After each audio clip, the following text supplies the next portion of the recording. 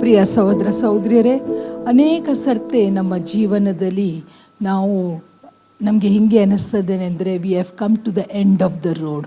ನಾವು ಈ ಮಾರ್ಗದ ಒಂದು ಕೊನೇ ಸ್ಥಳದಲ್ಲಿ ಬಂದು ಬಿಟ್ಟಿದ್ದೇವೆ.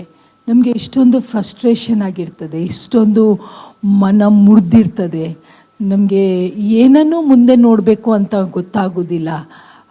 ನಾವು ಯಾವುದಕ್ಕೆ ಕೈ ಹಾಕ್ತವೋ ಅದು ಸಫಲವಾಗೋದಿಲ್ಲ, ಏನೇನು ಅಪೇಕ್ಷೆ ಮಾಡ್ತವೋ ಅದು ನೆರವೇರೋದಿಲ್ಲ.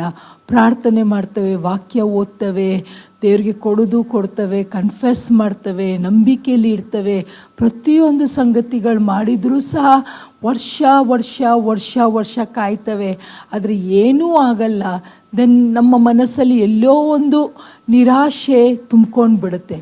We are filled with so much of discouragement. We don't know what to look forward for. ಮುಂದಕ್ಕೆ ನಾನು ಏನು ಸಂಗತಿಗೆ ನಾನು ನೋಡಲಿ? ಇಷ್ಟು ವರ್ಷದಿಂದ ಈ ಒಂದು ಪ್ರಾಬ್ಲಮ್ ನನಗೆ ಕಾಡ್ತಾ ಇದೆ. This problem is troubling me since years. It may be a marriage, it may be a failure in marriage, or it may be our business that is not doing well, or it may be barrenness, or it may be something that our career that we wanted to really achieve in our life, something that we wanted to do and we are unable to do. Maybe our ministry that we thought would be in some different level and it is totally in a different level. ಇಷ್ಟೊಂದು ಸಂಗತಿಗಳು ಬೇರೆ ಏರಿಯಾದಲ್ಲಿ ನಮ್ಮ ಜೀವನದಲ್ಲಿ ಅದು ಕೊರಿತಾನೇ ಇರುತ್ತೆ. ಅದಕ್ಕೆ added ಏನಾಗುತ್ತೆ ಅಂದರೆ, ಕೆಲವು ಜನರಿಗೆ ಗೊತ್ತಿರುತ್ತೆ that this is what we are looking forward for. We need a breakthrough in this area. We need to see God's hand move in this area. But nothing is happening.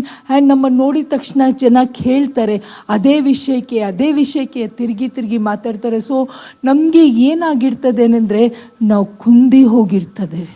We are worn out. We are come to a stage where we want to just give up. We say, oh, now it's too long, it's too late, things are not working out, and we have done our best. ಏನು ಮಾಡಬೇಕು ಎಲ್ಲ ಮಾಡಿದ್ದೇವೆ ನಾವು, ಇನ್ನು ನಮಗೆ ಮಾಡೋದಲ್ಲಿ ಏನೂ ಇಲ್ಲ. ಉಪವಾಸ ಪ್ರಾರ್ಥನೆ ಮಾಡಿದ್ದೇವೆ, ಬೇರೆ ಕಡೆ ಪ್ರೇಯರ್ ರಿಕ್ವೆಸ್ಟನ್ನು ಕಲಿಸಿದ್ದೇವೆ, ಸೇವಕರು ಬಂದಾಗ ಅವ್ರಿಗೆ ಹೇಳಿ ಪ್ರಾರ್ಥನೆ ಮಾಡಿಸಿದ್ದೇವೆ. We have done everything, but nothing is happening. That shows that we have come to the end of the road. ಪ್ರಿಯರೇ, ಅನೇಕ ಜನರು ಇವತ್ತು ಆ ಒಂದು ಪರಿಸ್ಥಿತಿಯಲ್ಲಿ ಇರ್ಬೋದು. How long, Lord? How long? Lord, you must have forgotten that I have this problem. Lord, there is nothing that is going to happen and change my situation. ಬಹಳ ವರ್ಷದಿಂದ ಒಂದೇ ಪರಿಸ್ಥಿತಿಯಲ್ಲಿ ಇರುವ ಕಾರಣ ನಮಗೆ ಏನು ಅನ್ನಿಸ್ತದೇನೆಂದರೆ, this is what it is. And we want to settle down. We are not happy. Inside we are broken. ಹೊರಗೆ ಜನರಿಗೆ ತೋರಿಸಲಿಕ್ಕೆ ಸ್ಮೈಲ್ ಮಾಡ್ತಾ ಇರ್ಬೋದು, ಆದರೆ ಒಳಗೆ ನಮಗೆ ಒಂದು ಪ್ರಶ್ನೆ. ರಾತ್ರಿ ಎಚ್ಚರಿ ಆದಾಗ ತಿರುಗಿ ಅದೇ ಪ್ರಶ್ನೆ. ಎಲ್ಲೇ ಹೋದಾಗ ಎಲ್ಲ ಜನರ ಮಧ್ಯದಲ್ಲಿ ನಾವಿದ್ರೂ ಸಹ ಒಳಗೆ ಅದೇ ಸಂಕಟ. Is that your problem? Have we come to the end of the road? Do we think that there is nothing at all? ಆದರೆ ಪ್ರಿಯರೇ, every dark cloud has a silver lining. ಇಷ್ಟು ನಮಗೆ ನಾವು ದೇವರ ಮಕ್ಕಳಾಗಿದ್ದೇವೆ, ನಮಗೆ ಒಂದು ನಿರೀಕ್ಷೆ ಇದೆ, ನಮಗೆ ಒಂದು ನಂಬಿಕೆ ಇದೆ. ಆದರೆ ಸಹ ನಾವು we keep saying, yes, I trust in my God. I know He will do something. ಮತ್ತೆ ಆ ಥಾಟ್ ಬಂದಾಗ we are worn out. ನಾವು ಕುಂದಿ ಹೋಗ್ತಾ ಇದ್ದೇವೆ, ನಮಗೆ ಬೇಸರ ಆಗ್ತಾ ಇದೆ. ನಾವು ಏನು ತಿಳ್ಕೊಳ್ತೇವೆ ಅಂದರೆ, ನಮಗೆ ಒಬ್ಬರಿಗೆ ಹಿಂಗೆ ಆಗ್ತಾ ಇದೆ. We are the only one that we are facing this problem. Apart from us, everybody is fine. ಹಾಗೆ ಇಲ್ಲ ಪ್ರಿಯರೇ, ಎಷ್ಟೋ ಜನರು ಇವತ್ತು ಈ ಒಂದು ಪರಿಸ್ಥಿತಿಯಲ್ಲಿ ದಾಟಿ ಹೋಗ್ತಾ ಇದ್ದಾರೆ.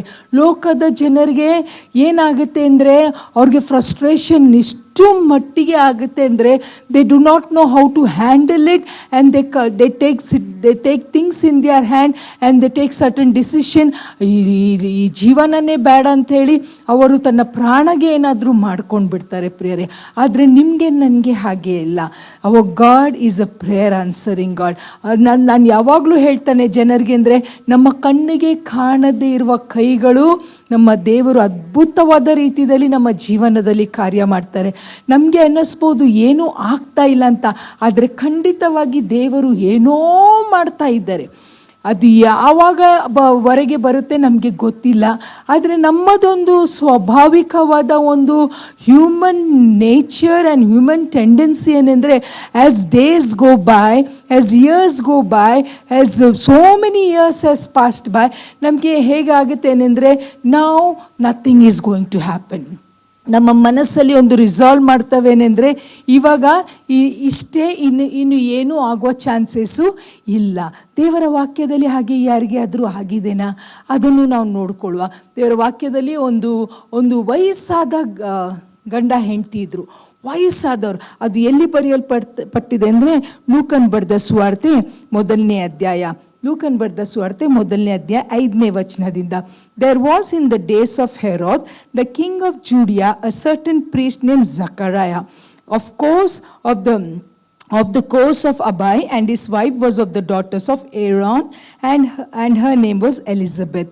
And they were both righteous before God, walking in all the commandments and ordinances of the Lord blameless.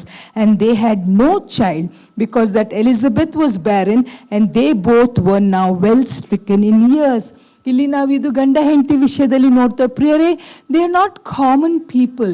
ಇವರು ಯಾರೆಂದರೆ, ಇವರು ಜಕರಾಯ ಯಾಜಕ. He was a priest in the temple. He was doing the work of the Lord. He was there as a counselor to many people. He was there who was bringing the word of the Lord to the people. He was there who was doing all the rituals in the temple. ಅಂತ ಒಬ್ಬ ಗಂಡ ಹೆಂಡತಿಗೆ ಏನಾಗಿದೆನೆಂದರೆ, ಎಲಿಜಬೆತ್ಗೆ ಮಕ್ಕಳಾಗ್ತಾ ಇಲ್ಲ. She is barren. ಅವಳಿಗೆ ವರ್ಷ ದಾಟಿ ಹೋಗಿದೆ. And they both have become so old. ಪ್ರಿಯರೇ, ಎಲ್ಲರೂ ಮಾತಾಡ್ಕೊಂಡಿರ್ಬೇಕು ಅವರ ವಿಷಯದಲ್ಲಿ. ಎಲ್ಲರಿಗೆ ಇವರು ಒಂದು ಒಳ್ಳೆ ಕುಟುಂಬ, ಒಂದು ಎಕ್ಸ್ಟ್ರಾರ್ಡಿನರಿ ಕಪಲ್ ಆಗಿದ್ರು. They were helpful in nature, they were kind, they were there for people all the time. But ಇವರಿಗೆ ನೋಡಿದರೆ they had a lack. Maybe when they were young they said, ಬರುವ ವರ್ಷ ನಮಗೆ ಆಗ್ಬೋದು. There may come a time in our life when we will also have a baby in our hand ಅಂತ ಎಲ್ಲ ಯೋಚನೆ ಮಾಡಿರ್ಬೋದು. ಬಟ್ ವರ್ಷ ದಾಟಿ ಹೋದ ಮೇಲೆ ಅದು ಜಕರಾಯಗೆ ಇದು ವಚನಗಳು ಓದುವಾಗ ನನಗೆ ಏನು ಅನ್ನಿಸ್ತೈತೆ ಅಂದರೆ, ನಾವು what ever he is doing in the temple, the work of the lord, he is just being they faithfully. ನಾನು ಏನು ಮಾಡ್ತಾ ಇದ್ದೇನೋ, ನಾನು ದೇವರ ಸೇವೆ ಅವಾಗ ಹೇಗೆ ಮಾಡಿದನೋ ಇವಾಗಲೂ ಹಾಗೇ ಮಾಡ್ತಾನೆ. But in the heart he is down. In the spirit he is down, because he must be so tired of answering to every single person. ಜನ ಬಂದು ಯಾಕೆಂದರೆ ಅವನಲ್ಲಿ ಯಾಜಕ, ಅವನ ಸಭಾಮಂದಿರದಲ್ಲಿ ಅಲ್ಲಿ ಇರ್ತಾ ಇದ್ರು. ಜನರು ಅವನಿಗೆ ಭೇಟಿ ಆಗ್ತಾ ಇದ್ರು. ಸೊ ಅವ್ರಿಗೆ ಭೇಟಿ ಆದ ತಕ್ಷಣ ದ ಕ್ವಶನ್ ಮಸ್ಟ್ ಬಿ, ಇನ್ನೂ ಮಗು ಆಗಲಿಲ್ಲವ ಅಂತ ಹೇಳಿ. But this couple we see that they were worn out, they had given up. ಅವರು ಒಂದು ಗಂಡ ಹೆಂಡತಿ ಇಬ್ಬರು ಸೇರಿಕೊಂಡೊಂದು ಮಾತಾಡ್ಕೊಂಡಿರ್ಬೇಕೇನೆಂದರೆ, ಇಷ್ಟು ವರ್ಷ ಕಾದೆವು, ನಮಗೆ ಏನೂ ಆಗಿಲ್ಲ. Maybe this is what God wants us, but let us be faithful in doing the work of the Lord. ಇದು ನಮಗೆ ಹೇಗೆ ಅನ್ನಿಸ್ತದೇನೆಂದರೆ, ಮುಂದಿನ ವಚನಗಳು ನಾವು ಓದುವಾಗ ನಮಗೆ ಅನ್ನಿಸ್ತದೆ.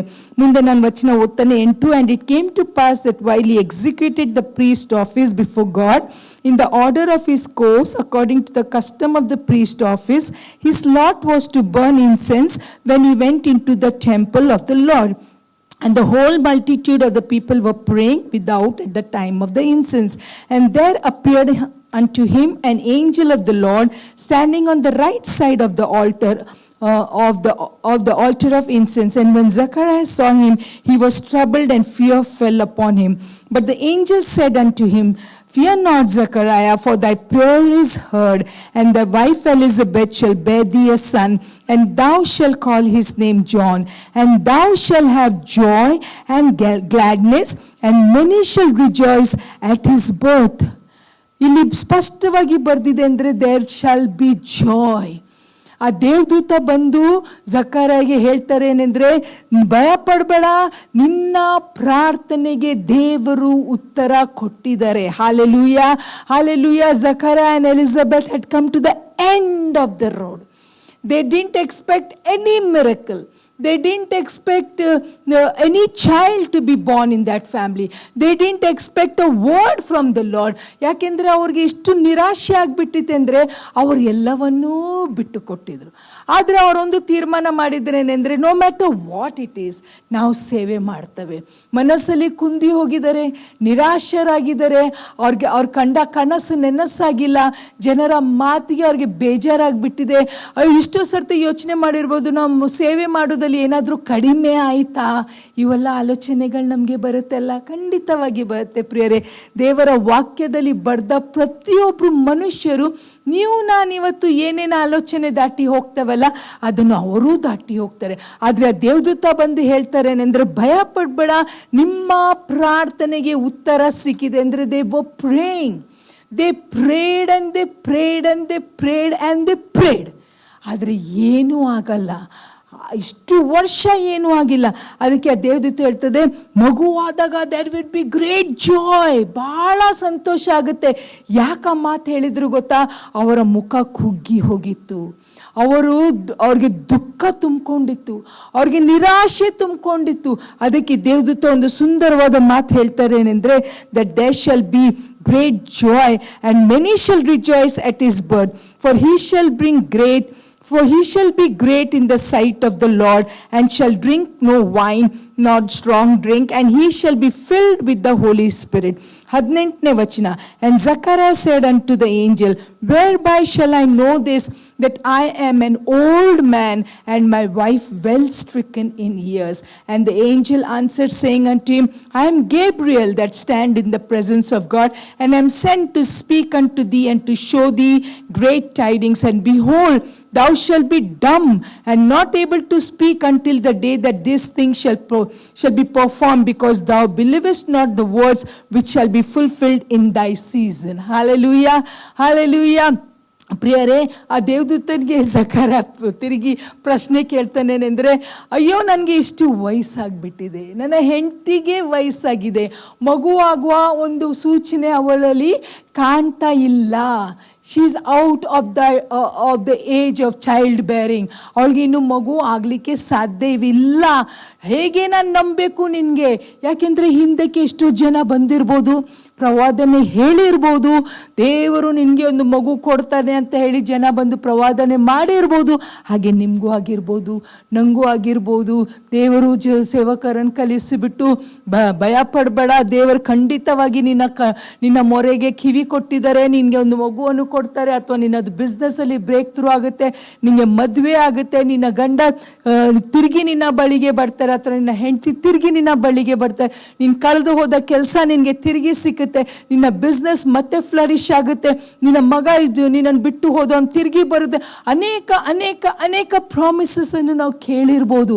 ಇವರ ಪ್ರಾಯ ಇವಾಗ ಏನಾಗಿದ್ದೇನೆಂದರೆ, ಇವರಿಗೆ ಪ್ರಾಮಿಸಸ್ ಕೇಳುವ ಶಕ್ತಿ ಇಲ್ಲ.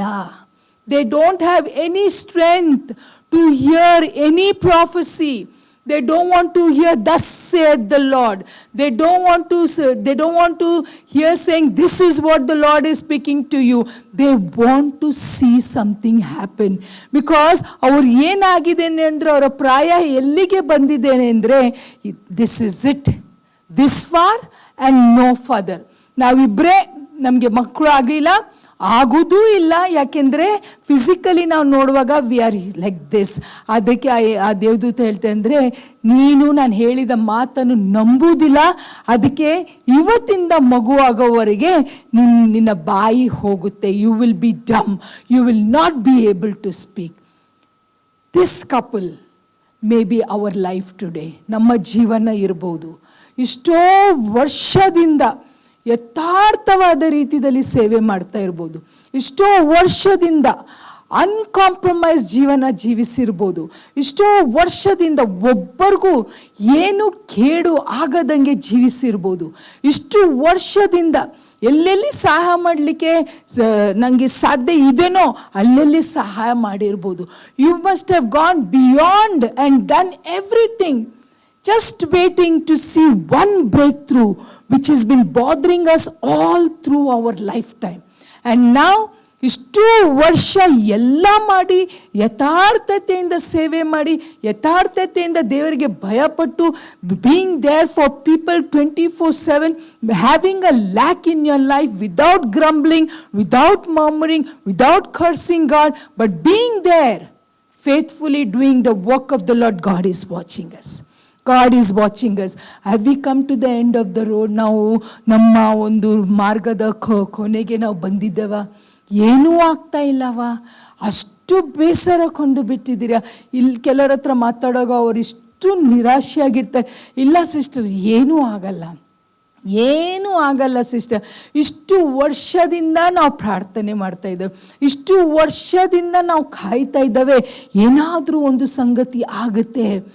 ಪ್ರತಿ ವರ್ಷ ಬಂದಾಗ ನಾವು ಹೇಳ್ತೇವೆ ಈ ವರ್ಷ, ಪ್ರತಿ ತಿಂಗಳು 1ನೇ ತಾರೀಕು ಬಂದಾಗ ನಾವು ಹೇಳ್ತೇವೆ ಈ ತಿಂಗಳು, ಪ್ರತಿ ಸೋಮವಾರ ಬಂದಾಗ ನಾವು ಹೇಳ್ತೇವೆ ಈ ವಾರ, ಪ್ರತಿ ದಿನ ಬೆಳಿಗ್ಗೆ ಎದ್ದು ಹೇಳ್ತೇವೆ this is the day that the Lord has made and I will rejoice because something good is going to happen to be. But ಯಥಾ ಪ್ರಕಾರ ಸಿಟ್ಯುವೇಶನ್ ಇದೆ. Don't worry. ಯಾಕೆಂದರೆ ಆ ದೇವದೂತ ಬಂದು ಹೇಳ್ತಾರೆ ಏನಂದರೆ the Lord has heard your prayers. Hallelujah. First of all, let us be encouraged in the Lord, saying that the prayers that you have prayed has been answered. Has been answered. ಪ್ರಿಯರೇ, ಜಕರ್ಯ ಮತ್ತು Elizabeth ವಿಷಯದಲ್ಲಿ ನಾವು ನೋಡಬೇಕಾದ್ರೆ ಅವ್ರು ಯವನಸ್ಥರಾಗಿರುವಾಗನೇ ಅವ್ರಿಗೊಂದು ಮಗು ಆಗಿಬಿಡ್ತಿದ್ರೆ there would be no difference. Then who was this child that was to be born? He was the way maker for our Savior. ದಾನಿಕಾದ ಯೋಹಾನನು ಅದೊಂದು ಯೇಸು ಸ್ವಾಮಿಗೆ ಮಾರ್ಗ ಸಿದ್ಧ ಮಾಡಲಿಕ್ಕೆ ಬರುವ ಒಂದು ಮಗುವಾಗಿತ್ತು. He was a special child with a special calling. ಅದಕ್ಕೆ this couple had to wait and wait and wait, but they were not disappointed. They were not disappointed. ಪ್ರಿಯರೇ, let us be encouraged today. ಈ ಕತೆ ಬರ್ದದ್ದು ನನ್ಗೋಸ್ಕರನೇ. ನಾವು ಬಾಯಿ ತೆಗೆದು ಹೇಳುವ ಏನೆಂದರೆ ಈ ಕತೆ ಬರ್ದದ್ದು ನನ್ಗೋಸ್ಕರನೇ. ದೇವರ ಒಂದು ಕಾರ್ಯಕ್ಕೆ, ದೇವರು ಮಾಡುವ ಕೆಲಸಕ್ಕೆ there is no time limit. ಇಷ್ಟಕ್ಕೆ ಈ ನೀವು ಯವನಸ್ಥರಿರುವಾಗನೇ ನಾನು ಮಾಡ್ತಾನೆ, ಅಥವಾ ನಿಮ್ಮ ಭುಜದಲ್ಲಿ ಶಕ್ತಿ ಇರುವಾಗನೇ ನಾನು ಮಾಡ್ತಾನೆ, ಅಥವಾ when you are at the age where you can bear child, only then I will perform. No, there is no obstacle for God's miracle in your life and in my life. ಇಷ್ಟೋ ಜನ ಇವತ್ತು ಸೋತು ಹೋಗಿದ್ದಾರೆ. ಅವ್ರು ಮಾತಾಡುವಾಗ ನಮಗೆ ಅನಿಸ್ತದೆ ಅವರ ಮಕ್ಕಳ ವಿಷಯದಲ್ಲಿ. ಇಷ್ಟು ವರ್ಷ ನಮ್ಮ ಮಕ್ಕಳಿಗೋಸ್ಕರ ಪ್ರಾರ್ಥನೆ ಮಾಡ್ತೇವೆ ಸಿಸ್ಟರ್. ಇಷ್ಟು ವರ್ಷದಿಂದ ಒಂದೇ ಆಸೆ ನಮಗೆ ಇದೇನೆಂದರೆ ನಮ್ಮ ಮಕ್ಕಳು ರಕ್ಷಣೆ ಹೊಂದಲಿ, ನಮ್ಮ ಮಕ್ಕಳು ರಕ್ಷಣೆ ಹೊಂದಬೇಕು, ನಮ್ಮ ಕುಟುಂಬ ದೇವರ ಸೇವೆ ಮಾಡಬೇಕು ಅಂತ ಇಷ್ಟೋ ತಾಯಂದಿರು ಪ್ರಾರ್ಥನೆ ಮಾಡ್ತಾ ಇದ್ದಾರೆ. ನನಗೆ ವಯಸ್ಸಾಗ್ತಾ ಇದೆ, ನನಗೆ ಪಕ್ಕನೇ ಏನಾದರೂ ಆಗ್ಬೋದು, ಆದರೆ ನನ್ನ ಮಕ್ಕಳ ರಕ್ಷಣೆ ಹೊಂದಿದ್ದು ನಾನು ನೋಡ್ತಾನೋ ಇಲ್ಲೋ ಆ ಪ್ರಶ್ನೆನೇ ಇವತ್ತು ನಮಗೆ ಬರೋದು ಬೇಡ. ಯಾಕೆಂದರೆ there is a time when God is going to bring in your life when you are going to be wonderstruck and you are not able to speak anymore because God is going to perform a miracle. Hallelujah, hallelujah. ಪ್ರಿಯರೇ, ದೇವರು ಮಾಡಿದ ಕಾರ್ಯ ಇಷ್ಟು ಅದ್ಭುತವಾಗಿದೆ ಏನೆಂದರೆ ಅದು ನಮ್ಮ ಜೀವಿತದಲ್ಲಿ ಆಗುವಾಗ, ನಮ್ಮ ಜೀವಿತದಲ್ಲಿ ಆ ಕಾರ್ಯ ಆದಾಗ ನಮಗೆ ಬಾಯಿ ತೆಗೆದು ಮಾತಾಡ್ಲಿಕ್ಕೂ ಆಗೋದಿಲ್ಲ. ಅದೇ ಶಾಕಲ್ಲಿ ಮೊದಲೇ ಜಕರ್ಯಗೆ ಅದನ್ನು ನೋಡಿ, ಆ ದೇವದೂತರನ್ನು ನೋಡಿ ಆ ಒಂದು ಸಂಗತಿಯನ್ನು ಕೇಳಿ ಶಾಕ್ ಆಗಿದೆ. ಅದೇ ಸಮಯದಲ್ಲಿ ದೇವದೂತ ಅವ್ರಿಗೆ ಹೇಳ್ತಾ ಅಂದರೆ ನಿಮಗೆ ಮಗು ಆಗೋ ಮುಟ್ಟ ನಿನಗೆ ಬಾಯೇ ಬರುವುದಿಲ್ಲ ಅಂತ. ಪ್ರಿಯರೇ, ನಮ್ಮ ಜೀವಿತದಲ್ಲಿ ಇಂಥ ದಿನಗಳು ಬಂದಿರಬಹುದು. ಅವ್ರು ಏನು ಮಾಡ್ತಾ ಇದ್ರು, ಜಕರ್ಯ ಮತ್ತು ಎಲಿಜಬೆತ್ ಅವರ ಬಂಜೆತನ ವಿಷಯ ಯಾರ ಹತ್ರನೂ ಮಾತಾಡ್ತಾ ಇರಲಿಲ್ಲ. They were not discussing on that topic with anybody. ಯಾರ ಹತ್ರನೂ ಮಾತಾಡ್ತಾ ಇಲ್ಲ. What was they to talk about? ಇನ್ನು ಏನಪ್ಪ ಯವನಸ್ಥರು ಇರಬೇಕಾದ್ರೆ ಆ ವಿಷಯದಲ್ಲಿ ಏನಾದರೂ ಒಂದು ಮಾತಾಡ್ಬೋದು. ನಾವು ಈ ಡಾಕ್ಟರ್ ಹತ್ರ ಹೋಗಿ ಚೆಕಪ್ ಮಾಡ್ತಾ ಇದ್ದಾವೆ, ಕೆಲವರು ಬಂದು ಹೇಳಿರ್ಬೋದು ಹೊಸ doctor has come to the town and is very successful, his reviews are really good, let's go and try there ಅಂತ ಮಾತಾಡಿರ್ಬೋದು. ಬಟ್ ಈ ಸಮಯದಲ್ಲಿ ಏನಾಗಿದೆ ಅಂದರೆ when it is beyond human help. ಪ್ರಿಯರೇ, ನಮ್ಮ ಜೀವಿತದಲ್ಲಿನೂ ಹಾಗೆ ಆಗಿರ್ಬೋದು. ಅನೇಕರು ಬಂದು ನಾನು ಸಹಾಯ ಮಾಡ್ತಾನೆ, ನಾನು ನಿಮಗೆ ಮಾರ್ಗದರ್ಶನ ಮಾಡ್ತಾನೆ, ನಾನು ನಿಮಗೆ ಇವರ ಹತ್ರ ಕರ್ಕೊಂಡೋಗಿ ಇವರನ್ನು ಇಂಟ್ರೊಡ್ಯೂಸ್ ಮಾಡ್ತಾರೆ, ಇವರ ಮೂಲಕ ನಿಮಗೆ ಹೆಲ್ಪ್ ಆಗ್ಬೋದು, ಏನೇನೋ ಆಗಿರ್ಬೋದು. ಕೆಲವ್ರು ಫೋನ್ ಮಾಡಿ ಹೇಳ್ತಾರೆ ಅಲ್ಲ, ಅವ್ರು ಇಷ್ಟು ಪ್ರಯತ್ನ ಪಟ್ಟಿರ್ತಾರೆ ಪ್ರತಿಯೊಂದು ವಿಷಯದಲ್ಲಿ, ಇಷ್ಟು ಸೋತೋಗಿರ್ತಾರೋ ಹೇಳ್ತಾರೆ ಅಂದರೆ ಏನು ಮಾಡಿದ್ರೂ ಆಗಲ್ಲ ಸಿಸ್ಟರ್, ಏನು ಮಾಡಿದ್ರೂ ಆಗಲ್ಲ. ಪ್ರಾರ್ಥನೆ ಮಾಡ್ರಿ ಪ್ರಿಯರೇ. ನಮ್ಮ ಹೋಪ್ ಒಂದೇ, ನಮ್ಮ ಪ್ರಾರ್ಥನೆ. ಯಾಕೆಂದರೆ ನಮ್ಮ ದೇವರು ಪ್ರಾರ್ಥನೆಗೆ ಉತ್ತರ ಕೊಡುವ ದೇವರಾಗಿದ್ದಾರೆ. ಹಾಲೆಲೂಯ. ನನಗೆ ಒಂದು ಸಹೋದರಿ ಗೊತ್ತಿದ್ಲು, ಅವಳಿಗೆ ಒಳ್ಳೆ ವಯಸ್ಸಿತ್ತು, ಅವಳಿಗೆ ನೋಡ್ಲಿಕ್ಕೂ ಚೆನ್ನಾಗಿ ಇದ್ದಾಳೆ, ಒಳ್ಳೆ ಕೆಲಸನೂ ಇತ್ತು, everything, family was really good. ಆದರೆ ಇಷ್ಟು ಪ್ರಪೋಸಲ್ ಬಂದರೂ ಪ್ರತಿ ಪ್ರಪೋಸಲ್ ಕ್ಯಾನ್ಸಲ್ ಆಗ್ತಾ ಇತ್ತು. ಅವಳ ಜೊತೆ ಇರುವವರು, ಅವಳ ಫ್ರೆಂಡ್ಸು, ಅವಳ ಕಲೀಗ್ಸ್ ಎಲ್ಲರದು ಮದುವೆ ಆಗ್ತಾ ಇತ್ತು. ಅವಳು ಕಾಯ್ತಾನೆ ಇದ್ಲು, ಒಂದಿಲ್ಲ ಒಂದು ದಿನ ನಂದು ಆಗುತ್ತೆ. She waited and waited. ಒಂದು ಸಮಯ ಬಂತು ಏನೆಂದರೆ ಶಿ ಈವನ್ ಗಾಟ್ ಎಂಗೇಜ್ಡ್. ಅವಳದು ಎಂಗೇಜ್ಮೆಂಟು ಆಯಿತು. ಬಟ್ ಆ ಎಂಗೇಜ್ಮೆಂಟಲ್ಲಿ what went wrong I don't know, ಆ ಎಂಗೇಜ್ಮೆಂಟು ಬ್ರೇಕ್ ಆಗಿಬಿಡ್ತು. She was totally discourage. ಅವಳ ಜೊತೆ ಯಾರ್ಯಾರ್ದು ಅವಳಿಗೆ ಪ್ರಪೋಸಲ್ ಬಂದದು ಅವಳದು ಮದುವೆ ಆಗಿ ಹೋಯಿತು, ಅವಳ ಜೊತೆದಲ್ಲಿ ಇದ್ದವ್ರದ್ದು ಮದುವೆ ಆಗಿ ಹೋಯಿತು, ಅವಳಕ್ಕಿಂತ ಚಿಕ್ಕವ್ರದ್ದು ಮದುವೆ ಆಗ್ತಾ ಇತ್ತು. But she was so down. Finally ಅವಳೊಂದು ತೀರ್ಮಾನ ಮಾಡಿದ್ಲೇನೆಂದರೆ, ನನಗೆ ಇನ್ನು ಮದುವೆನೇ ಇಲ್ಲ, I have passed that age.